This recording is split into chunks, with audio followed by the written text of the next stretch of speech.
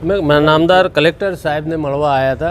અમારા જિલ્લા પ્રમુખ, શહેરના પ્રમુખ ને સિનિયર હોદ્દેદારો સાથે નામદાર collector Shri, range IG Shri અને એસપી સાહેબને એક આવેદનપત્ર દ્વારા જાણ કરવા માગીએ, લેખિતમાં જાણ કરવા માગીએ છીએ કે લોકશાહીમાં ચૂંટણી પ્રક્રિયા અતિ આવશ્યક છે અને એની પારદર્શકતા જળવાવી જોઈએ।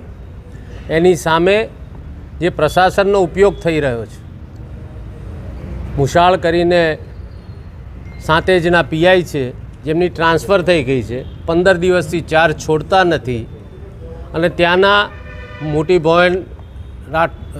મોટી ભોયણના અમારા નટુજી ઠાકોર જે ઉમેદવાર હતા એને પોલીસની ગાડી મોકલી અને પોલીસ સ્ટેશને બોલાવીને ધમકાવવા, આ બાબતે પણ એમને ધ્યાન દોર્યું છે અને આવા અનેક અમારા ઉમેદવારોને બોલાવીને ધમકાવવાની જે પ્રક્રિયા એમણે શરૂ કરી છે, આ નોંધ લેવા માટે અને જવાબદારોને નસીહત કરવા માટે અમે આગ્રહભરી વિનંતી કરી છે।